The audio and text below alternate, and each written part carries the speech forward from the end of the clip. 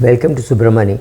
I'm making this video in July 2024, and I can tell you this is not the first time I'm making a video on mistakes that doctors did or do, and this is not the last time. I'll make it again, but I'm putting the date just to tell you that there are more such videos if you search for. And I was once doing a session in Patna, I remember very well, and I was talking about the mistakes that doctors make. So one doctor got up and said, somebody from my financial life has been sharing my secrets. I've made all these mistakes.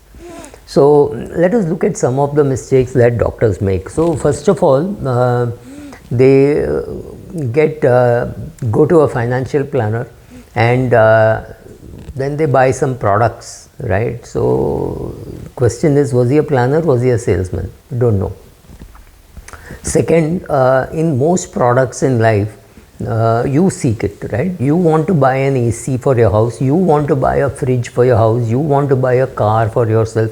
Good decision, bad decision is different, but financial products is something which somebody else wanted to sell, so they reached you. Remember, how did you buy your first mutual fund or your first insurance, something? Somebody reached you. Could be a friend's father, could be a friendly neighborhood uncle, could be your mother's friend, could be anybody trying to sell some insurance to you, some mutual fund to you. They reached out. So these are some of the basic mistakes from where it starts. So the first mistake could be filling the portfolio with LIC policies. When I say LIC policies, I mean India's Life Insurance Corporation. They used to have a lot of agents, and they used to go around selling products. So any 40-year-old doctor you see today will have lot of insurance.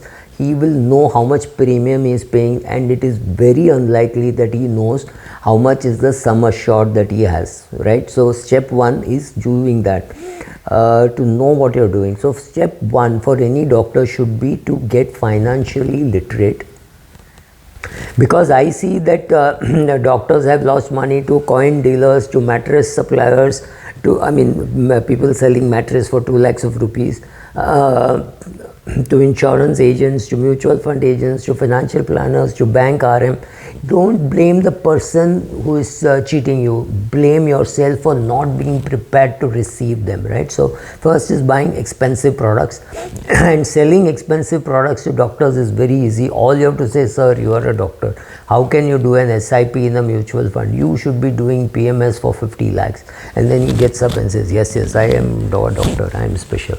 So whether it is selling a shirt, whether it is selling a car, whether it is selling a PMS, or whether it is selling some kind of any other kind of service, just telling a doctor that he's a doctor and he should be buying better quality stuff works, right? And it works every time.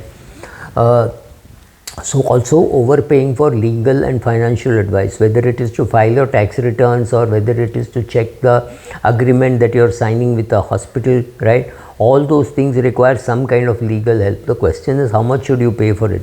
What is fair, right? Is 1 lakh rupees to vet your agreement fair, or is 10,000 fair? You don't know. Go and do your homework before you go and seek the help of a professional. See what you should look for in a professional. You are a doctor, right? So you know that if you are, let's say you're a dentist and your wife needs a gynecologist, you will check out with somebody in your batch and say, how is the gynecologist, how is she very busy, will she be able to give me time, she's staying a little far away from the house, but that's okay, I'll drive with my wife to go there. You will do that, right? Exactly like that. Do your some kind of an due diligence pre going to a person, right? Find out from outside, from others, ask others to recommend, other doctors to recommend. Do all that before you go to that person. That reduces your chances of getting cheated. And do names dropping without any worries. Say so and so referred me to you, they knew about you. That's also fine. When you say all that, then the chances of you getting a bad deal is somewhat reduced. You still need to be financially literate so that you don't get ripped off. Listening to brokers and all is fine, provided you've done your homework. If you have not done your homework, chances are you will get taken. not realizing that wealth managers have sales targets. Wealth managers from banks don't have your wealth as their target. They have the target of taking your wealth and making it the bank's wealth. I'm exaggerating maybe, but please understand there is conflict of interest. He or she is being paid a salary by a bank which wants the assets transferred in its name very quickly if possible. Since it's not possible, maybe a little slowly, right? Also, when people are in med school, a lot of companies come there to give financial gyan. Largely they are selling financial products. When a company, let's say when a school or college calls me, I need to be paid because I don't have a product to sell, right? I can't say, oh, since I have addressed 50 of you, please go and subscribe to my channel. Hardly matters to me, right? It's nice if you subscribe, but it does not mean that feeds me, right? It is just one of the things. Whereas if I were selling, let's say if I were an employee of HDFC Life Insurance, I am being paid for that time by my employer. So it doesn't matter even if you waste a little bit of my time. Whereas I have to earn money on a daily basis. I'm talking of a young professional who is maybe 35. He cannot go and do free seminars hoping that some people will come to him and join him, right? So it's not, that does not happen. So when somebody comes to you when you're in med school or just after finishing med school and offers you all those services, be alert to what you are being told to. Doctors are rarely alert. Buying a lot of expensive mutual funds, expensive insurance, right?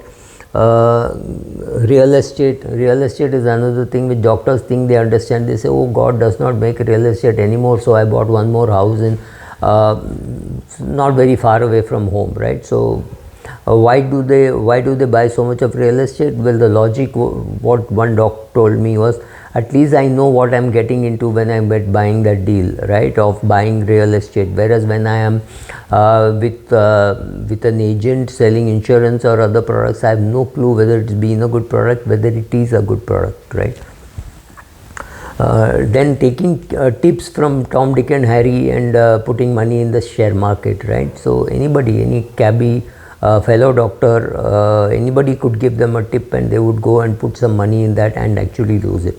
Of course, the BAP of them all I did not mention is, I have seen young doctors getting wiped out in the market because they took huge positions which they could not cover. So all the margins is gone. So somebody, I mean, that's not right, right? You have you put the family silver on sale. So these kind of things should not happen. So as a doctor, think through some of these mistakes that you may have made and some of the mistakes which you can avoid going ahead. Thank you.